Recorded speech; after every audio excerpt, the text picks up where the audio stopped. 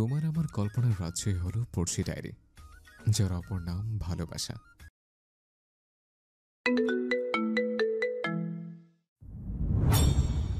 আমার সন্টু মন্টু সোনা বাচ্চাদের মা বানানোর জন্যে হলেও তোমাকে কাছে চাই। তাড়াতাড়ি চলে আসো লাভ বার্ড। আর কতদিন এভাবে পালিয়ে বেড়াবে আমার থেকে? ফোনের স্ক্রিনে আননোন নাম্বার থেকে আসা মেসেজটার দিকে তাকিয়ে আছে শোভা। বুঝতে পারছে না মেসেজটা দিল কে, তবে আপাতত এসব নিয়ে মাথা ঘামাবে না। অনেকক্ষণ হলো এয়ারপোর্টে কারোর জন্য অপেক্ষা করছে শোভা। বারবার হাতে থাকা ঘড়িটার দিকে তাকিয়ে দেখছে। চোখে রোদ চশমা, পরনে কালো রঙের টপস, তার উপর ডেনিম জ্যাকেট, গলায় ঝুলানো কালো রঙের একটা সুন্দর স্কার্ফ। তার এই সাদামাটা সাজে অসম্ভব সুন্দর লাগছে তাকে। শোভা সবসময় এভাবেই থাকে, যদিও তার বাড়িতে কারোরই এসব পছন্দ না। নিজের চলাফেরার জন্য সবসময় কথাই শুনতে হয়েছে বাবার কাছ থেকে। এই 2 বছর থেকেছে নিচের মতন, যখন যা ইচ্ছে হয়েছে তাই করেছে। আশেপাশে লোকজন তাকিয়ে আছে তার দিকে। শোভা বুঝলো না সবার এমন তাকানোর মানে কি। সবার দিকে একবার তাকিয়ে মুখে হাসি টেনে চলে গেছে অন্যদিকে। এত মানুষের মধ্যে থাকতে বরাবরই অস্বস্তি হয় তার। এত সময় ধরে ব্যাগপত্র হাতে নিয়ে দাঁড়িয়ে থাকতে থাকতে বিরক্তও লাগছে খুব। মনে মনে বকবকিও করছে ভাইকে। কিয়ানের আজকে নিতে আসার কথা ছিল শোভাকে। শোভার পুরো নাম হচ্ছে জাহারা মেহরিন শোভা। আজকে থেকে 2 বছর আগে নিজের বিয়ে আটকাতে পরিবারের সবার সাথে এক প্রকার ঝামেলা করে চলে গিয়েছিল আমেরিকাতে। যাওয়ার কথা ছিল আরো আগেই থেকে, মাঝখান থেকে এসে বিয়ে নামক সমস্যা আটকে দিল তার বাইরে যাওয়া। এই সমস্যা থেকে বাঁচার জন্য একমাত্র ক্রাইম পার্টনার অর্থাৎ চাচাতো ভাই কিয়ানের সাহায্য। মা চাচা সবাইকে বুঝিয়ে পাড়ি জমিয়েছিল আমেরিকাতে। বাবার সাথে শোভার সম্পর্কটা ভালো হয়নি, এখনো মেয়েকে ভালোবাসলেও এই আবদারে সায় দেননি সুবাহার বাবা। সেই জন্য মেয়ের সাথে এখনো তেমন কথা বলেন না। প্রতি মাসে টাকা পাঠিয়ে দিতেন নিয়ম করে। আজকেও ঠিক 2 বছর পরে সুবাহা পা রেখেছে তার পরিচিত দেশের মাটিতে। ফোন থেকে নজর সরিয়ে আশেপাশে তাকে দেখেছিল সুবা। ভাবলো আর অপেক্ষা করবে না, নিজে চলে যাবে। এবার হাঁটতে শুরু করবে, তখনই কেউ তার 2 হাতে সুভার চোখ ধরে নিয়েছে। বুঝতে বাকি নেই এটা তার ভাই কিয়ান। কিয়ানের হাত ধরে বলেছে শোভা, ছাড়ো তো ভাইয়া, ঢং করতে হবে না এখন আর। কিয়ান শোভার চোখ ছেড়ে তাড়াতাড়ি করে সামনে এসে দাঁড়িয়েছে। বলতে পারলি এভাবে? ভুলে যাস না সুভা, আমি তোর 6 মাসের বড় ভাইকে সম্মান দিয়ে কথা বলতে হয়। হ্যাঁ হ্যাঁ, অনেক বড় তুমি আমার, মনে থাকবে এখন থেকে। এবার যাই চলো, গরমে আমার অবস্থা খারাপ। কিয়ান তাড়াতাড়ি করে গাড়ির কাছে গিয়েছে। সুভার হাতে থাকা ট্রলি ব্যাগটা নিয়ে তুলেছে গাড়িতে, হাত দিয়ে দেখিয়ে বলছে সুভাকে, আমার গাড়িতে উঠে গাড়িটাকে ধন্য করুন রানী ভিক্টোরিয়া। ভাইয়ের কথা শুনে হাসে সুভা। এটা নতুন নয়, কিয়ান যে তাকে কত নামে ডাকে হিসেব নেই। সুভাকে নিয়ে কিয়ান একটা দামি হোস্টেলে এসে উঠেছে। আজকে সুভা থাকবে এখানে, কালকে আবার কিয়ান এসে নিয়ে যাবে তাকে। সুভারও বাড়ি ফিরতে ভালো লাগছে না। বাড়িতে গেলে বিয়ের জন্য চাপ দিবে বাবা মা সবাই মিলে তাকে। সুভা বুঝেই পায় না বাড়িতে তার বড় ভাই বোন রেখে সবাই মিলে তাকে কেন বিয়ে দিতে চায়। কিয়ান সুভাকে দাঁড় করিয়ে রেখে অন্যদিকে গিয়েছে ফোনে কথা বলতে। হোটেলের কর্মচারী ছেলেটা ব্যাগপত্র নিয়ে রুমে রেখে এসেছে। ফোনের দিকে নজর ছিল সুভার, তাই খেয়াল করে না। নিজের রুমের পাশের রুমটাতে গিয়ে ঢুকেছে সে। হাতে থাকা ব্যাগটা বিছানায় রেখে গরমে নাজেহাল অবস্থা, ভাবলো চেঞ্জ করবে।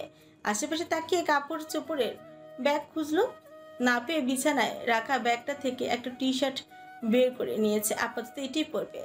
রুমে সুভা ছাড়া আর কেউ নেই, দরজা আটকে চেঞ্জ করে নিয়েছে। হাতে মুখে পানি দেওয়ার জন্য ভাবলো ওয়াশরুমে যাবে। সেই দিকে তাকাতে চোখ দুটো গোল গোল হয়ে আসার উপক্রম। উদম শৈলে দেয়ালের সাথে পিঠ ঠেকিয়ে 2 হাতে বুকে ভাঁজ দিয়ে দাঁড়িয়ে আছে এক সুদর্শন যুবক।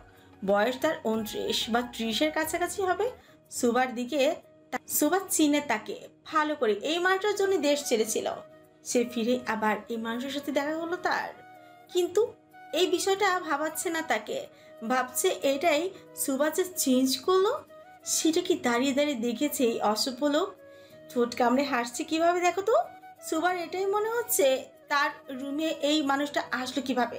ইচ্ছে করে কি এইসব করছে। রাগ হচ্ছে খুব সুজোড়া। কুচকে রেগে মেগে তাকিয়ে আছে সামনে দাঁড়িয়ে থাকা শেহরাজ অরণ্য নামক লোকটির দিকে। অরণ্য এগিয়ে আসে শোভার কাছে। শোভা কিছু বলতে যাবে, তখনই বলে ওঠে অরণ্য। অপূর্ব লেগেছে। শোভা ঘাবড়িয়ে গেছে। যা ভেবেছিল তাই কি সত্যি হলো? থতমতকে জিজ্ঞেস করে অরণ্যকে। কি কি অপূর্ব লেগেছে? আরে আরে, ভয় পাচ্ছ কেন? আমার জিনিস আমি তো দেখেছি, অন্য কেউ দেখেনি। মানে কি দেখেছেন? অরণ্য ছোট কামড়ে হাসে। সুবার হাত ধরে এক টানে নিজের কাছে নিয়ে আসে। সুবার হাত আপনা আপনি চলে যায় অরণ্যর উন্মুক্ত বুকে। এক হাত দিয়ে সুবার কোমর চেপে ধরে কানের কাছে গিয়ে ফিসফিস করে বলে অরণ্য। লাভ বার্ড, এত বড় হয়ে গেলে কবে? সুবার ভালো লাগলো না অরণ্যর আচরণ। ধাক্কা দিয়ে নিজের থেকে ছুরি দিতে চায় অরণ্যকে, কিন্তু শক্তপোক্ত শরীরে অরণ্যের শক্তির সাথে পেরে উঠবে না সুভা। কি ধরনের অসভ্যতামি এগুলো? অরণ্যর বাঁকা হাসে ফু দিয়ে সুবার মুখের চুলগুলো সরিয়ে দেয়।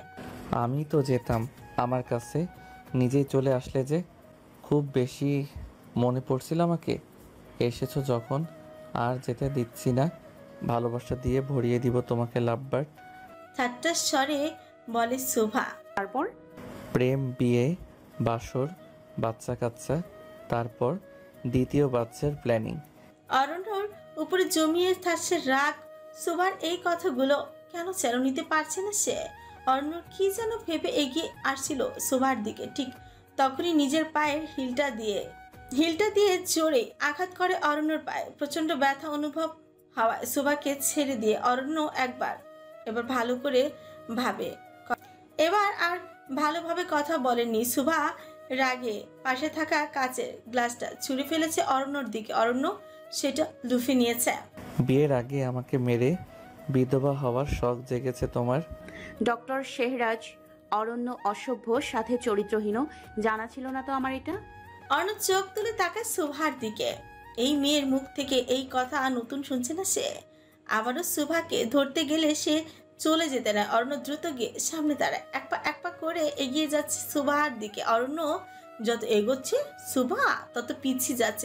পিছুতে দেয়ালের সাথে পিঠ লেগে গেছে। শোভার পিঠ চলে যেতে চাইলো অরণ্য দু হাতে আটকে নেয় শোভাকে। ঠোঁটের কোণে দুষ্টুমি ভরা হাসি নিয়ে বলে শোভাকে। এই চরিত্রহীন লোকটার সাথেই থাকতে হবে তোমাকে। এই চরিত্রহীন লোকটাই তোমার ছেলের বাপ হবে। তোমাকে ছোবে, আদর করবে, তেরামি করলে চর থাপ্পড় দিবে। আরও গভীরে যাব। হবু বউ রেখে তার বোনের সাথে ফ্লার্টিং করছেন, লজ্জা লাগে না আপনার? নিজের বরকে বোনের বর বানিয়ে দিতে লজ্জা লাগছে না তোমার? দরজার সামনে দাঁড়িয়ে আছে কেউ। দরজা ধাক্কানোর শব্দে কানে আসছে শোভার। অন্য রাগ হলো। এই সময়ে কে ডাকতে এলো তাকে? চোখে মুখে বিরক্তি নিয়ে দরজার দিকে তাকিয়ে বলছে, কোন শালারে? দরজা খোল অরণ্য। মেয়েলি কণ্ঠস্বর ভেসে আসলো দরজার ওপাশ থেকে। এই মেয়ে আর কেউ নয়, সুভার বোন আর অরণ্যর বেস্ট ফ্রেন্ড আনহা। অরণ্য গিয়ে একটা শার্ট হাতে তুলে নেয়। পড়তে পড়তে সুভার দিকে একটা ফ্লাইং কিস ছুরি দিয়ে বলছে, ভয় নেই লাভ বার্ড, আমার এই দেহ, এই মন, সব কিছুই তোমার, আর কাউকে দেখাবো না। সুভা মুখটাকে অন্যদিকে ঘুরিয়ে নিয়ে বলছে, দেখার জন্য বসে আছি আমি। বিড়বিড় করে বলেও সুভার কথা শুনে নিয়েছে অরণ্য। অরণ্য ঠোঁট কামড়ে হাসে। সুভার কাছে গিয়ে তার দিকে কিছুটা ঝুঁকে বলে, বসেই তো আছো, তাহলে দেশে ফিরে সোজা আমার বেডরুম পর্যন্ত চলে আসতে তোমার বোন ডিস্টার্ব করলো তাই, নইলে 1000টা চুমু দিয়ে ভরিয়ে দিতাম এত সময়। তাড়াতাড়ি কাজ সারলেই না তাড়াতাড়ি আমার সন্টু মন্টু সোনারা ডাউনলোড হবে। অরণ্যর কথা সহ্য হচ্ছে না শোভার। ইচ্ছে করছে কষে একটা থাপ্পড় মারতে গালে। দাঁত কটমট করে দাঁড়িয়ে আছে কোনো কথা না বলে। ভিতরে ভিতরে রাগে শেষ হয়ে যাচ্ছে সে। যার জন্য দেশ ছাড়লো, একসময় দেশে ফিরে সবার আগে তার সাথে দেখা হলো সুভার। দরজা খুলতে দেখা মিলল কিয়ান ও আনহার। দরজা খুলতে দেখা মিলল কিয়ান ও আনহার। আহনা রেগে মেগে তাকিয়ে আছে শোভার দিকে। চোখে মুখে শোভার প্রতি ঘৃণার প্রকাশ পাচ্ছে যেন। শোভা বুঝে পায় না আহনা সবসময় এমন ব্যবহার কেন করে শোভার সাথে। আগে তো ছিল না এমন। এই 2 বছরে হাতে গোনা 4 থেকে 5 বার ফোন দিয়েছে, তাও নিজের সাথে অরণ্যর ভালোবাসার কথা বলতে। অরণ্য তাকে এটা সেটা গিফট দিয়েছে, সামনে তাদের বিয়ে, এগুলো বলা ছাড়া ভালো খারাপ কেমন আছে সুভা এসব কিছু জিজ্ঞেস করেনি আনহা। কিয়ান এসে সুভার পাশে দাঁড়ায়, বিছানায় থাকা সুভার ব্যাগটা হাতে নিয়ে বোনের হাত ধরে নিয়ে যেতে চায় রুম থেকে। মাথা গেছে তোর? কার না কার রুমে ঢুকে পড়ছিস, খেয়াল আছে সেদিকে? এত দূর জার্নি, তার ওপর এমন গরম, আমার মাথা ঠিক ছিল না ভাইয়া। রুম থেকে বেরিয়ে যাচ্ছিল কিয়ান, আর শোভা আনার কথা কানে আসে তখন। তোর বোন ভুল করে আসেনি এখানে কিয়ান, ইচ্ছে করে করলো এটা। নিজে থেকে একটা ছেলের রুমে ঢুকে দরজা লাগিয়ে এত সময় ছিল, লজ্জা নেই তোর শুভা? সুবার মুখে কথা নেই, রাগ হলে চুপ করে আছে সে। এই মুহূর্তে কথা বলে মুখ খারাপ করতে চাইছে না। সুবা কিছু না বললেও কিয়ানের ভালো লাগলো না আনহার কথা। কিয়ান কিছু বলতে যাবে তার আগে অরণ্যই বলে উঠে, লজ্জা করবে কেন? আমার রুমেই তো এসেছে, আমার সব কিছুই তোর বোনের। এরপর থেকে বুঝে শুনে কথা বলবি, তেঁতুল গাছের পেতনি। আনার মুখটা দেখার মতো ছিল। রেগে গেছে অরণ্যের কথা শুনে, রাগের থেকেও বেশি খারাপ লাগছে তার। এতগুলো দিন ধরে পড়ে আছে অরণ্যের পিছে। অরণ্য কি বোঝে না আনহা তাকে ভালোবাসে? আনহার মুখের রিয়াকশন দেখে খুব বেশি হাসি পেল সুভার। যেতে যেতে বলছে সুভা, তোর হবু বরকে বাক্সের ভেতরে বন্ধ করে রাখ আপু, বলা যায় না তো কখন কে চুরি করে নিয়ে যায়। আবার মজা করছিস তুই আমার সাথে? আমার এত ফালতু সময় নেই। সুভা যাওয়ার দিকে তাকে মনে মনে বলছে অরণ্য। এই ধানি লঙ্কাকেই আমার চাই। কি বললি? তোকে আমার ছেলের শাশুড়ি বানাবো, এটা বলেছি। আয়, আদৃশের সাথে দেখা করতে যাব। আদৃশ, অরণ্য আর আনহার বন্ধুত্ব, এই তিনজনের বন্ধুত্ব কলেজ লাইফ থেকেই। নিজের কাজে এখানে এসেছে অরণ্য, জানা মাত্রই আনহা আর আদৃশ চলে এসেছে। হেঁটে চলে যাচ্ছিল অরণ্য, আনহা ও তার পিছু পিছু গিয়েছে। সুভা শান্তি পাচ্ছে না, মনে মনে ভাবছে কেন এসেছিল এখানে। কিয়ান চলে যাচ্ছিল সুভাকে রেখে, বোন বাড়ি যেতে চাইছে না, তাই জোর করবে না নিচেও। পা বাড়াতে কানে আসে সুভার কথা। কিয়ানকে ডেকে বলছে সুভা, আমি এখানে থাকবো না ভাইয়া, বাড়ি যাব, চলো। এখানে ভালো লাগছে না আমার। আমার চোখের পলক পড়ার আগেই তোর মুখের কথার পরিবর্তন হয়ে যায়। একটু আগেই না রাগ দেখালি বাড়ি যাবি না বলে। এত কথা বলতে পারবো না, গাড়ির সাথেই আছে, নিয়ে চলো আমাকে এখান থেকে। যথা আজ্ঞা রানী সাহেবা, আসুন। সুভা হাসি কিয়ানের কথা শুনে। কিয়ান আর সুভা বড়। আনহা কিয়ান হলো সুভার চাচাতো ভাই, তবে ছোটবেলা থেকে আনহার থেকেও বেশি ভালোবাসে দিয়েছে কিয়ান সুভাকে। এই যে এখনো বলার সাথে সাথে মিনি নিল সুভার কথা। ওর জায়গায় আনহা থাকলে 2-3টে কথা শুনিয়ে দিত এত সময়। রাতে হতেই চলল প্রায়। বড় আলিশান বাড়িটার গেটের সামনে থেমেছে এসে একটা কালো রঙের কার। গাড়ির জানলা দিয়ে তাকে দেখলো সুভা। রাত হয়ে গেছে, ছাদে তাদের কি সুন্দর লাইটিং করা, দেখতে ভালোই লাগছে। এই বাড়িটাকে, বাড়ির প্রতিটি মানুষকে মিস করেছে সে এতদিন। গেট পেরিয়ে বাড়ির ভেতরে প্রবেশ করেছে গাড়িটা। হর্ন শুনে বাড়ির ভেতর থেকে ছুটে এসেছে 2 40 মহিলা, একজন সুভার আম্মু আর একজন কিয়ান আর আনহার আম্মু অর্থাৎ সুভার চাচি। তাদের পাশে বাড়ির হেল্পিং হ্যান্ডরা দাঁড়িয়ে আছেন। সুভাকে দেখা বড় ইচ্ছে তাদের, এসেছে পর থেকে শুনে যাচ্ছে বাড়ির মেয়ের কথা, কিন্তু দেখা হয়নি তাকে। সুভা গাড়ি থেকে নেমেছে কিনা দৌড়ে এসে জড়িয়ে ধরেছে তার আম্মু আর চাচি দুজনকে। কথাবার্তা বলে বাড়ির ভেতরে নিয়ে গেলেন সুভাকে। নিজের রুমে এসে দপ করে বিছানায় পড়েছে সুভা। চোখ বন্ধ করে ভাবছে কিছু সময় আগে অরণ্যের সাথে তার দেখা হওয়ার কথা। কিছু একটা ভেবে উঠে বসে সুভা, ফোনটা হাতে নিয়ে তখনকার মেসেজটা চেক করে বুঝতে বাকি নেই এখন মেসেজটা তাহলে অরণ্যই দিয়েছিল তাকে। ঠোঁটের কোণে হাসি ফুটে ওঠে সুভার। অরণ্য দেওয়া লাভবার্ড নামটা পছন্দ হয়েছে তার। মনে ছিল না বললে ভুল হবে, ইচ্ছে করেই মনে রাখতে চায়নি এই নামটা। পুরনো অতীত মনে পড়ে সুভার, মুখের হাসি মুহূর্তে চলে যায়। অরণ্যকে নিয়ে এসে ভাবছি কেন হবু বউয়ের বোনের প্রতি এমন আচরণ কি মানায় অরণ্যকে? সুভা আর ভাববে না এইসব? একটা লম্বা শাওয়ার নিয়ে ঘুমাতে হবে তাকে, নইলে ফ্রেশ হবে না মাথাটা। ড্রয়িং রুমে পাতানো লম্বা সোফাটায় আদর্শ অবস্থায় পড়ে আছে। অরণ্যর পাশে থাকা টি টেবিলের উপরে পা দুটো তুলে রেখেছে। কিছুটা দূরে দাঁড়িয়ে থাকা অরণ্যর আম্মু জাহানারা সুলতানা এটা সেটা জিজ্ঞেস করেই যাচ্ছে সে তখন থেকে, উত্তর দেওয়ার নামই নেই অরণ্যর। ফোনের দিকে মনোযোগ তার। এবার রেগে গেছেন তিনি, ছেলের কাছে এসে দাঁড়িয়েছেন, বলছেন তাকে, তুমি যখন আমাদের পছন্দের মেয়েকে বিয়ে করবেই না, তাহলে প্রথমে না করলে না কেন? আমি কোনো কালে সম্মতি দেইনি আম্মু। তুমি কি আবারও আনাহার জায়গায় ওই মেয়েটাকে বসানোর চিন্তা করছো? গার কাত করে মায়ের দিকে তাকায় অরণ্য। উঠে দাঁড়িয়ে বলে মাকে, ওই মেয়ে না বলে বৌমা বলো আম্মু। আজকে থেকে 1 বা 2 বছর পরে তার কোলে আমার ছেলে মেয়ে আর তোমার নাতি নাতনি থাকবে। অরণ্য, মাথা ঠিক আছে তোমার? মনে নেই মেয়েটা কিভাবে অপমান করেছিল সবাইকে?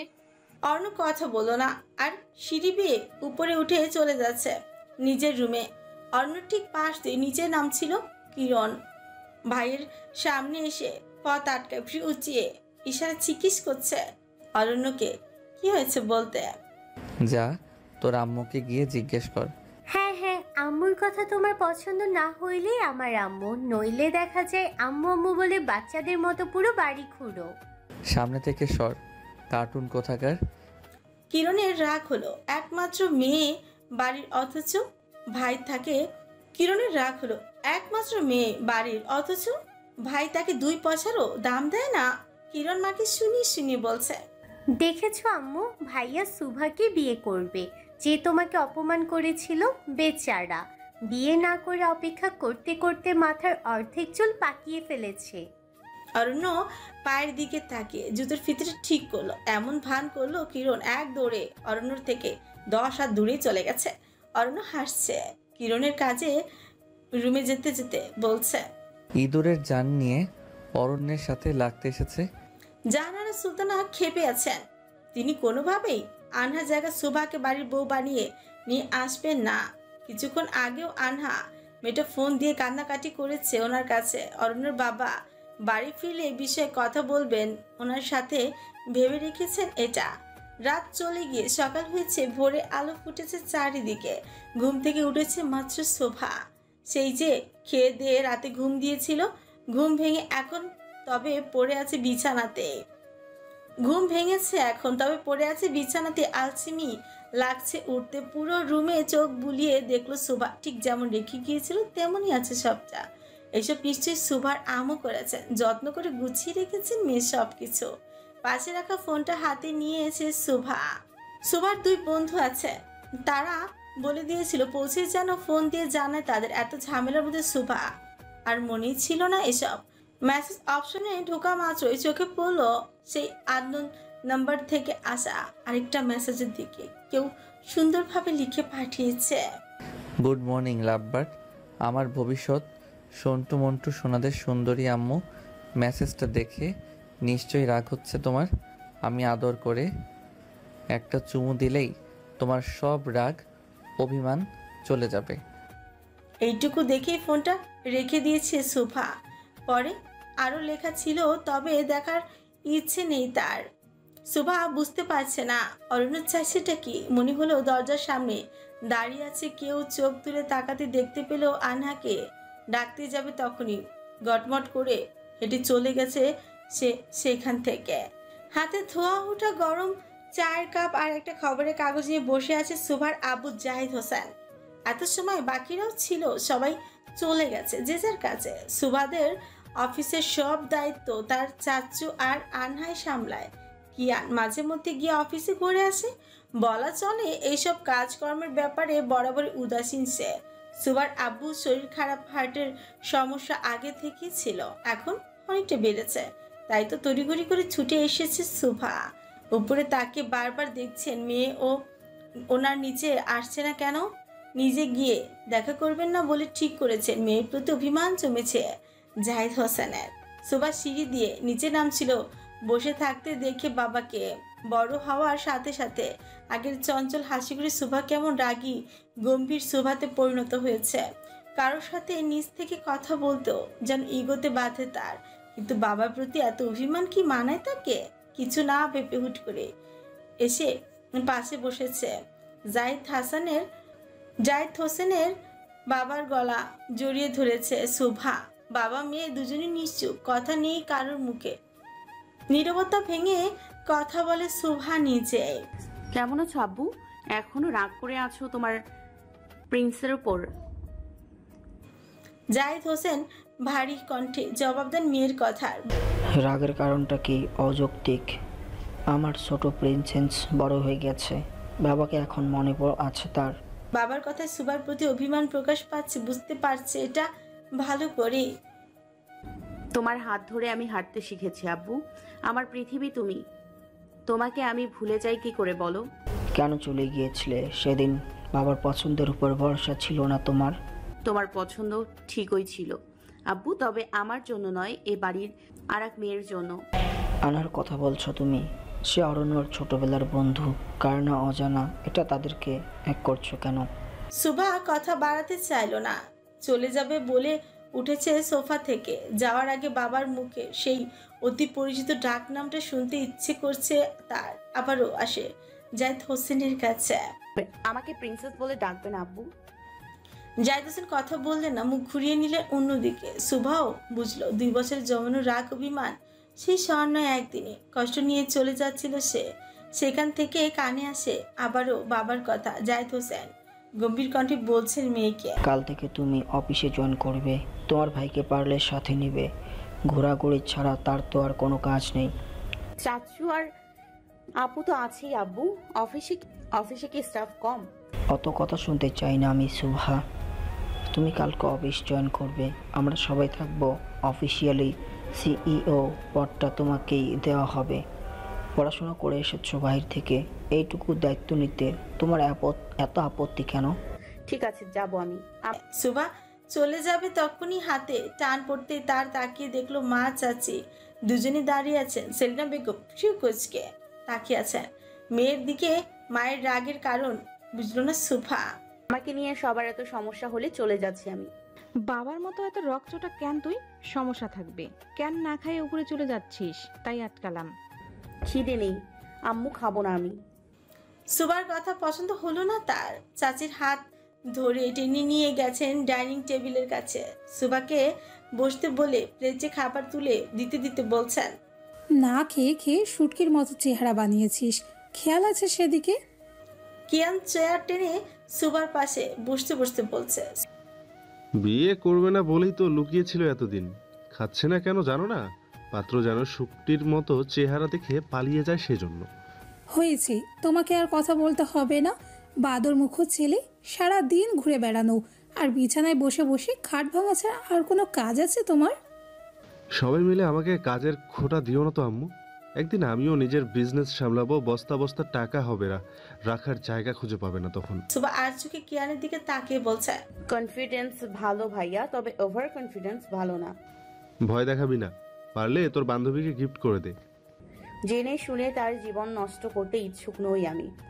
কিয়ান সুভাকে মুখ ভেঙচি দেখিয়ে নিজের খাবারে মনোযোগ দিয়েছে।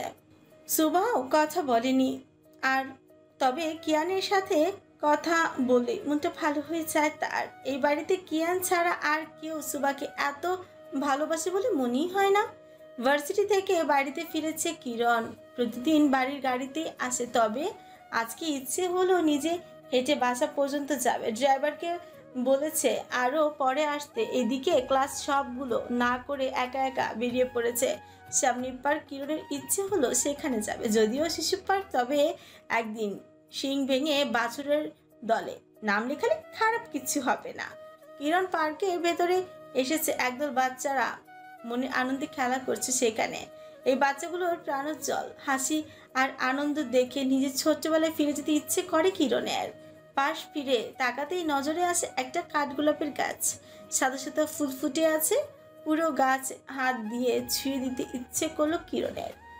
দেরি কেন? চলে গেছে গাছটির কাছে, একটা ফুল ছিঁড়ে গুজে নিয়েছে কানের পাশে। দূরে দাঁড়িয়ে থাকা একজোড়া চোখ পর্যবেক্ষণ করছে কিরণকে। বিড়বিড় করে বলছে সে, কাঠগোলাপের মতোই সুন্দর তুমি। ভাইয়ের কথা কানে এসেছে সুভার। ভাইয়ের দিকে তাকিয়ে মুচকি হাসে। ভাইয়ের কথা কানে এসেছে সুবাহার। ভাইয়ের দিকে তাকিয়ে মুচকি হাসে। হেঁটেই যাচ্ছিল কিরণের কাছে, তখনই কোথা থেকে 2-3টা ছেলে আসে। কিরণ ঘুরে তাকাতেই ছেলেটির বলা কুরুচিপূর্ণ কথা কানে আসে তার। কি গো মামুনি, একা কেন? কেউ নেই বুঝি? 3জন আসে চলবে নাকি আরো কাউকে ডেকে আনবো? ভয়ে কয়েক পা পিছিয়ে যায় কিরণ। ছেলেগুলো সাহস পেল তাকে ভয় পেতে দেখে। হাত ধরতে যাবে তখনই শক্তপোক্ত কিছু উড়ে এসে হাতে পড়ে। ছেলেটির ব্যথায় অন্য হাত দিয়ে চেপে ধরেছে। সাথে সাথে রেগে মেগে তাকালো ছেলেটির দিকে। তার তাকানো অনুসরণ করে বাকিরাও তাকিয়েছে। সুভা দাঁড়িয়ে আছে একটা হাঁটু পর্যন্ত সাদা টপস আর কালো রঙের জিন্স প্যান্ট পরে। চোখের সানগ্লাসটা তুলে মাথায় নিয়েছে। সুভা এগিয়ে আসে, মুখোমুখি দাঁড়ায় ছেলেগুলোর। পিছে পিছে আসে কিয়ানো। রাগ তার সীমা ছাড়িয়ে ছেলেগুলোকে মেরেই ফেলবে এখন। সুভা আটকালো ভাইকে। হাতে থাকা ইটের আধ ভাঙা টুকরোটা এক হাতে থেকে অন্য হাতে নিতে নিতে ছেলে 3টিকে বলল, কি বললি? শুনতে পাইনি, তখন আবার বল। ছেলেটা রেগে গালি ছাড়তে যাবে, মুখ থেকে থামিয়ে পাশের 2টা ছেলে মুখ চেপে ধরে সুভার দিকে তাকিয়ে বলে। এইটুকু বলে দৌড় লাগিয়েছে উল্টো পথে। ছেলে দুটো পালালেও হাতে ব্যথা পাওয়া ছেলেটা পড়ে আছে হোঁচট খেয়ে। কিয়ান গিয়ে ছেলেটার আঘাত পাওয়া হাত শক্ত করে ধরে টেনে তুলে তাকে ইচ্ছে মতো মারতে থাকে। ছেলেটিকে বেচারা এত কিল ঘুষি আর নিতে পারছে না। কিরণের পায়ে পড়ে গেছে।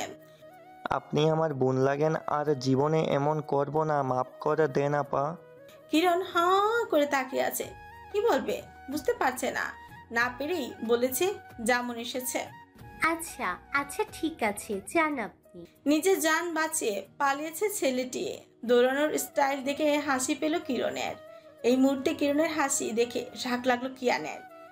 তোমার ভাইয়ের না এত টাকা, এত অহংকার, তার বোনকে একা ছেড়ে দিয়েছে। কোনো অঘটন ঘটে গেলে কি করতে তুমি? কিয়ানের কথা ভালো লাগলো না কিরণের। এই কিয়ান সবসময় অরণ্যকে নিয়ে আজে বাজে কথা বলে, যেটা একেবারে অপছন্দ কিরণের। আমার ভাইয়াকে নিয়ে কিছু বলবেন না, আমাকে বাঁচিয়েছে সুভা। আমার ভাইয়ার সম্পর্কে আপনার মুখ থেকে কোনো কথা শুনতে রাজি নই আমি। যেমন ভাই তেমন তার বোন, অহংকারে মাটিতে পা পড়ে না দুটোর। ঝগড়া বাড়ছে দেখে সুভা ভাইকে বলে, ভাইয়া থামো তো। থামবে কেন? তোর ভাই তো ভাঙা রেডিও, যেখানে পারে আমার ভাইয়াকে নিয়ে যাতা বলা শুরু করে। আরেকবার কিছু বলে দেখুক, ভাঙা রেডিও পুরোপুরি ভেঙে গুড়িয়ে দিব আমি। একটা ক্যাফেতে মুখোমুখি বসে আছে কিয়ান আর কিরণ। কিরণের ঠিক পাশে বসে আছে শোভা। একবার তাকাচ্ছে ভাইয়ের দিকে তো আরেকবার তাকাচ্ছে বান্ধবীর দিকে। চোখে চোখে যুদ্ধ হচ্ছে দুজনের মধ্যে। শোভা মাথায় হাত ঠেকিয়ে বলছে, তোমাদের চোখে চোখে ঝগড়া শেষ হলে আমাকে বলো, কিছু অর্ডার দেই। তোর ভাই আমার দিকে এমন ভাবে তাকিয়ে আছে, মনে হচ্ছে টমেটো সস দিয়ে মাখিয়ে কাঁচা গিলে খাবে। এই শোভা, এই চাইনিজ কোম্পানির নষ্ট প্রোডাক্টকে চুপ করতে বল। রাগ হলো কিরণের। উঠে দাঁড়িয়ে টাস হাতে থাকা গ্লাসটা শব্দ করে টেবিলের উপর রেখেছে। রেগে মেগে বলছে কিয়ানকে, কি? আমি চাইনিজ কোম্পানির নষ্ট প্রোডাক্ট? তাছাড়া কি? এত সময় ধরে দেখে যাচ্ছে সুভা সেই যে পার্কে ঝগড়া শুরু হয়েছিল এখনো চলছে, চলবে এমন অবস্থা। থামবে তোমরা? আমাকে বলছিস কেন? তোর ভাই মানে ভাঙা রেডিওকে থামতে বল। আমাকে বলবে কেন? সুভাই মাথা মোটা মেয়েটাকে চুপ থাকতে বলো। সুভা মাথায় হাত দিয়ে একবার তাকালো ভাইয়ের দিকে আর একবার তাকালো কিরণের দিকে। দুজনকেই বলছি, বাচ্চাদের মতো ঝগড়া করার স্বভাবটা তোমাদের আর গেল না। সুভার বড়সড় ধমকে চুপ করে গেছে কিয়ান। কিয়ান হার মেনেছে দেখে মজা পাচ্ছে কিরণ। কিরণের কিছু খেতে ইচ্ছে করছে না, কিন্তু সুভা তাকে না খাইয়ে ছাড়বেও না। সেই জন্য না পেরেই কফি খাবে বলেছে কিরণ। সুভাও অর্ডার দিয়েছে, সাথে সাথে কথা বলেছে সুভা আর কিরণের। কিয়ান ফোন ঘাটছে, মাঝে মধ্যে আবার তাকাচ্ছে কিরণের দিকে। এই মেয়েটাকে পছন্দ করে সে, কিন্তু বারবার কিভাবে যে ঝগড়া লেগে যায় বুঝতেই পারে না। কিরণের সাথে সুভার ফ্রেন্ডশিপ সে স্কুল লাইফ থেকে একই স্কুল কলেজ পড়েছে দুজন, পাশাপাশি বাসা ছিল আগে। তার উপর অরণ্যের আব্বু আর সুভার আব্বু ছোটবেলার বন্ধু, সেই জন্য দুই পরিবারের মধ্যে সম্পর্ক ছিল ভালো। তবে 2 বছর আগে যখন সুভা নিজের বিয়ে ভেঙে দিল, সেই থেকে এক বাড়ির মানুষ অন্য বাড়িতে আসা যাওয়া কমে গেছে বলা চলে। অরণ্যের সাথেও কিয়ানের সম্পর্ক ছিল ভালো, যদিও কিয়ান অনেক ছোট অরণ্যের থেকে, তবু বন্ধু ছিল, আচরণ করতো দেখা হলে। কিছু কারণে এখন আর তেমন কথা হয় না। ভালো লাগে না অরণ্যর কাজ, তার প্রতি ভালো লাগা কম, খারাপ লাগাটাই বেশি কাজ করে কিয়ানের মনে। ক্যাফের কাছে দরজাটা ঠেলে ভেতরে প্রবেশ করেছে কেউ, না চাইতে সুভার চোখ যায় সেদিকে। কালো শার্ট প্যান্ট, হাতে কালো বেল্টের ঘড়ি, পা থেকে মাথা পর্যন্ত পুরোটাই যেন কালো দিয়ে ঢেকে রেখেছে। উজ্জ্বল শ্যামলা মুখশ্রী, ব্যাক ব্রাশ করা চুল, কত সুদর্শন লাগছে তাকে। এই শ্যাম বর্ণের সুদর্শন যুবকের প্রেমে পড়েছিল অষ্টাদশী সুভা। তার দিক থেকে সাড়া পায়নি এমন নয়, সবসময় মনে হতো মানুষটা ভালোবাসে তাকে, কিন্তু সময়ের সাথে সাথে মানুষটার পছন্দ যে মরিচা পড়ে, এই মানুষটাকে না দেখলে জানতো না সুভা। নিজেকে জিজ্ঞেস করছে, কেন এই মানুষটাকে দেখে মনে এক অদ্ভুত ভালো লাগা কাজ করছে। তের মুখের হাসি মিলিয়ে গেল সুভা। অরণ্যের ঠিক পাশে এসে দাঁড়িয়েছে আনহা, সাথে সাথে উঠে দাঁড়িয়েছে সুভা। টেবিলের উপরে রাখা নিজের পার্সটি হাতে নিয়ে বলছে ভাইকে, এখান থেকে চলো ভাইয়া, ভালো লাগছে না আমার। কি হলো হঠাৎ করে? খাবারটা শেষ করে নেই, দাঁড়া। কিরণ কফির কাপটা রেখে উঠে দাঁড়িয়ে কিয়ানকে বলছে, আজকের রেস্টুরেন্টের সব খাবারই রাক্ষসের পেটেই গিয়েছে। টাকা কি তোমার ভাই দিয়েছে? আমার টাকায় আমি খেয়েছি। এত কথা কিসের, মাথা মোটা মহিলা কোথাকার? সব কথায় আমার ভাইয়াকে টানা বন্ধ করুন। কিয়ান আর কিরণের কাজে বিরক্ত সুভা। এত বড় ছেলে মেয়ে দুজনেই ঝগড়া করছে কিভাবে বাচ্চাদের মতন। পাশের টেবিলে বসে থাকা লোকজন তাকিয়ে দেখছে আর হাসছে। থাকো তোমরা ঝগড়ার কম্পিটিশন শেষ করি, না হয় যেও, আমি গেলাম। সুভা চলেই যাচ্ছিল, কিয়ান আর কিরণ পিছু নিয়েছে তার। কিছু দূর যেতে থেমে যায় সুভার পা। অরণ্য এসে পথ আটকে দাঁড়িয়েছে তার। লাভবার্ড, চলে যাচ্ছ কেন? তোমার জন্যই তো ইমার্জেন্সি রোগী দেখে আসলাম আমি। আমি আসতে বলেছি আপনাকে? মুখে না বললেও তোমার মন আমাকে ডাকছিল, বলছিল বুক চিনচিন করছে, হায় মন তোমায় কাছে চায়। দূরে দাঁড়িয়ে থাকা কিরণ মিটমিটি হাসছে ভাইয়ের কথায়। সুভা সুকুচকে রাগী দৃষ্টিতে তাকিয়ে অরণ্যের দিকে, সামনে থেকে সরুন। লাভবার্ড, রাগ করছো কেন? আমার মন বলছিল তুমি আমার কথা ভাবছো। দেখা না দিলে তো কষ্ট পেতে, তাই চলে এসেছি। এমনিতেই মানুষের কষ্ট আমার সহ্য হয় না, আর তুমি তো আমার ভবিষ্যৎ বাচ্চাদের আম্মু, কষ্ট দেয় কি করে বলো? কিয়ান আর কিরণ দূরে দাঁড়িয়ে আছে, তবে শুনতে পাচ্ছে সবটাই। কিরণই বলেছে অরণ্যকে মেসেজ করে সে সুভার সাথে আছে। সোনা মাঝে চলে এসেছে অরণ্য। কিয়ানের রাগ লাগছে অরণ্যের কাজে, কিন্তু কিছু বলছে না। সুভা বিরক্ত হচ্ছে বুঝতে পারলেই মাত্রই অরণ্যকে দেখে নিবে সে, ভেবেছে এটাই। এদিকে রাগে মাথা খারাপ আনহার, দাঁত কিরমির করে তাকিয়ে আছে সুভার দিকে। আন্নার রাগ দেখে হাসি পাচ্ছে সুভার। আন্নার কানের কাছে গিয়ে ফিসফিস করে বলছে, দেখলি তো আপু, বলেছিলাম না তোর হবু বরকে সামলে রাখতে। আন্না আরো রেগে গেছে সুভার কথা শুনে। ভ্রিকুচকে তাকিয়ে সুভার দিকে পারলে গায়ে হাত তুলতে দেরি করতো না। এখানে লোকজন বেশি, তাই চুপ করে আছে, কিছু না বলে। কিরণকে ডেকে নিয়ে ড্রাইভার দিয়ে বাড়ি পাঠিয়ে দিয়েছে অরণ্য। সুভাকে নিয়ে চলে যাচ্ছিল কিয়ান। গাড়ি স্টার্ট দিবে তখনই চোখ যায় অপর পাশে, দেখতে পায় কিরণের পাশে বসে আছে অরণ্যের বন্ধু আজরিশ। কিরণ হেসে হেসে কথা বলছে তার সাথে। কিয়ানের মাথায় থপথপ করে আগুন জ্বলে উঠল। রাগে গাড়ির স্টিয়ারিং চেপে ধরেছে শক্ত করে। সুভা ভাইয়ের দিকে তাকালে তার দৃষ্টি অনুসরণ করে আবার সেদিকে তাকিয়ে দেখলো কিরণকে। রাগের কারণ বুঝলো এখন। কিয়ানের কাঁধে হাত রেখে বলছে, সুভা, দেখা হলে ঝগড়া, আবার অন্য কারোর সাথে কথা বলে এত জেলাস কাহিনীটা কি? আমি যা ভাবছি তাই? ঢং করছিস, জানিস না তুই? সুভা হেসে উত্তর দেয় ভাইয়ের কথায়, বলে হ্যাঁ জানি, তোমার মুখ থেকে শুনতে চাইলাম। আবার চিন্তা নেই, কিরণের কোনো পছন্দ নেই আমার ভাইয়ার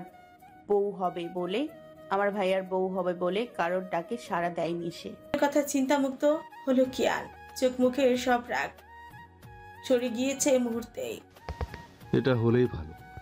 গাড়ি স্টার্ট দিয়েছে কিয়ান। আজকে সুভার অফিস জয়েন করার কথা। কিরণের ইউনিভার্সিটির রাস্তা দিয়েই যাচ্ছিল তারা। কিয়ান বড় হলেও কাজকর্ম সব তার বাচ্চাদের মতন। গাড়ি থামিয়ে সুভাকে বলছিল তখন, কতদিন আমরা ঘুরি না, চল ঘুরে আসি আজকে। সুভাও না করেনি, কিন্তু যখন দেখলো তাকে নিয়ে বাচ্চাদের পার্কে ঘুরতে এসেছে তখন আর কি বলবে, রাগ করবে না খুশি হবে বুঝতে পারছিল না কিছুই। তবে সেখানে গিয়ে যে কিরণের দেখা পাবে এইটাও ভাবেনি। অরণ্য আর আনহা গিয়েছে একটা গহনার দোকানে, সাথে আবার অরণ্যর ড্রাইভারও আছে। অরণ্য ছোটই হবে, সবসময় সাথে সাথে থাকে তার। ওনার ঘর আলো করে এসেছে এক ছেলের সন্তান। বেশি দিন হয়নি। অরণ্য হুট করে মনে পড়লো কথাটা। আকাশের দিকে তাকে জিজ্ঞেস করলো তাকে। তোমার না ছেলে হয়েছে? ভয় ভয় উত্তর দিল আকাশ। আমার বউয়ের স্যার। অরণ্য মাথা ঘুরিয়ে চোখ গরম করে তাকিয়েছে আকাশের দিকে। এই আকাশকে কিছু জিজ্ঞেস করলে এমন উত্তর দেয়, নিজেই উল্টো প্রশ্ন করে না উত্তর দেয়, বোঝা মুশকিল। বলো, ওটাই বলেছি। অরণ্যের ধমকে ভয় পেয়ে গেছে আকাশ। কিছুটা দূরে সরে গিয়ে আবারও ভয় ভয় বলছে। হ্যাঁ স্যার, কেন? অরণ্য মুখে হাসি টেনে বলে, ওর নাম কি রেখেছো? ঝাক্কাস। আকাশ বেচারা হাঁ করে তাকিয়ে আছে অরণ্যর দিকে। অরণ্যর হাসি পেল আকাশের মুখের ভঙ্গি দেখে। আনার হাতে 2-3টা শপিং ব্যাগ ছিল, আনিয়েছে। অরণ্যর বাচ্চাদের জামা কাপড় ব্যাপারে ধারণা নেই তার, তাই ডেকে এনেছে আনহাকে।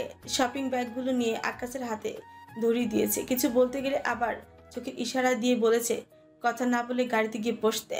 সব থেকে সুন্দর আর দামি আংটিটাই হাতে তুলে নিয়েছে অরণ্য। চোখ বন্ধ করে ইমাজিন করছে বাড়ি ভর্তি মেহমান। সিঁড়ি দিয়ে নেমে আসছে সুভা, পরনে তার হালকা গোলাপি রঙের লেহেঙ্গা। অরণ্য গিয়ে হাত ধরে নিয়ে এসেছে তাকে সবার সামনে। হাঁটু গেড়ে বসে প্রপোজ করছে। সুভা বেশি সময় নেয়নি উত্তর দিতে। অরণ্য তার হাতের আঙুলে পরিয়ে দিয়েছে সাদা পাথরের ডায়মন্ডের সুন্দর আংটিটা। অরণ্যের লাভবার্ডকে মানিয়েছে ভালো। আনার মুখে হাসি, ভাবলো আংটিটা কিনেছে অরণ্য তার জন্য, কিন্তু এত সময় হলো দিচ্ছে না কেন। আনা নিজেই হাত দিয়ে নিতে চাইলে অরণ্য সরিয়ে নিয়েছে সেটা। ক্রেডিট কার্ড আনার হাতে ধরিয়ে দিয়ে বলেছে, যা লাগে নিয়ে নে, গাড়িতে ওয়েট করছি আমি, হসপিটালে যেতে হবে, তাড়াতাড়ি আয়। চলে গেল অরণ্য। তার যাওয়ার দিকে অসহায় ন্যায় তাকিয়ে আছে আনহা। এই ছেলেটাকে ভালোবাসে আনা। সে কলেজ লাইফ থেকে এত কিছু করেও নিজের ভালোবাসা বোঝাতে কি ব্যর্থ হলো সে? কেন বুঝে না অরণ্য?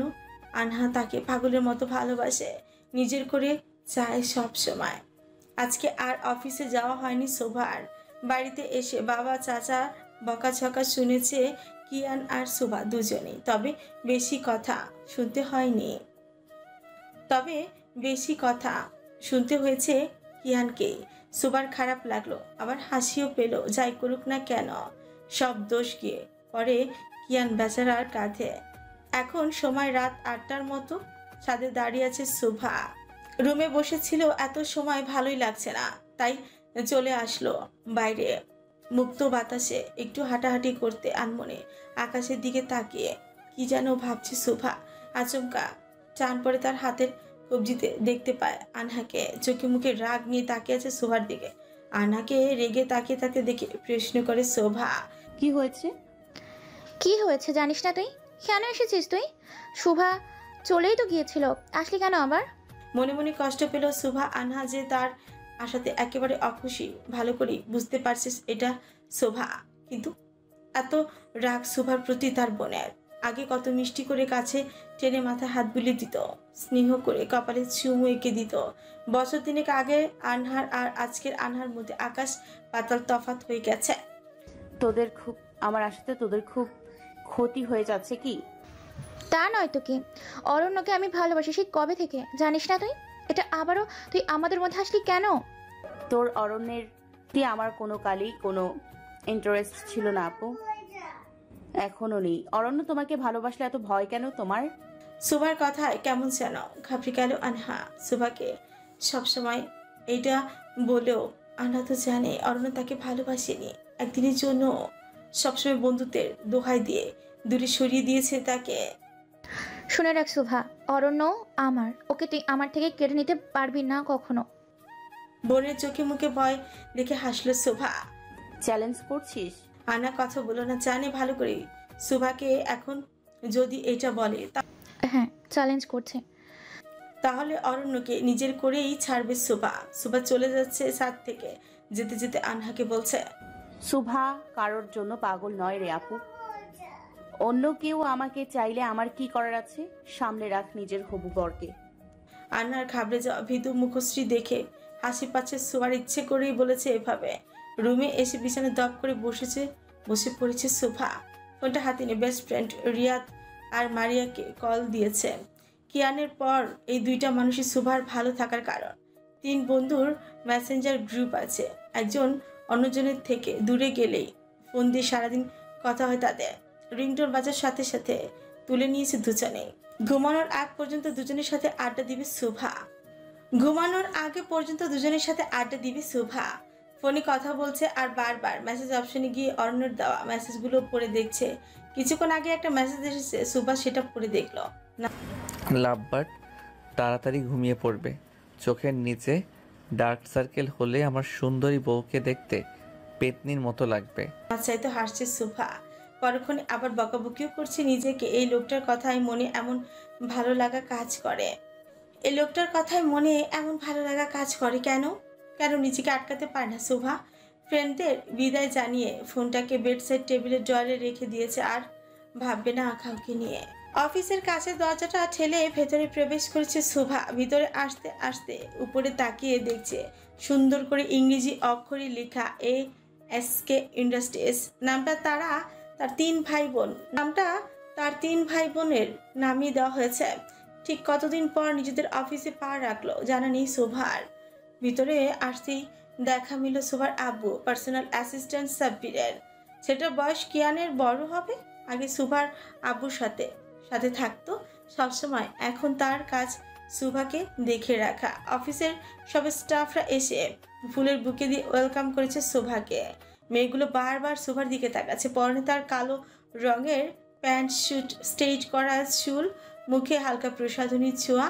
অপরূপ সুন্দর লাগছে শোভাকে নিয়ে শুনেছিল সবাই। আজকে সামনে থেকে দেখলেও ভয় কেউ কথা বলছিল না। প্রথমে ভেবেছিল হয়তো শোভা খুব রাগী, কিন্তু শোভা সুন্দর ব্যবহার, সবার সাথে সুন্দর করে হেসে হেসে কথা বলা, সব কিছুই মন কেড়েছে শোভার।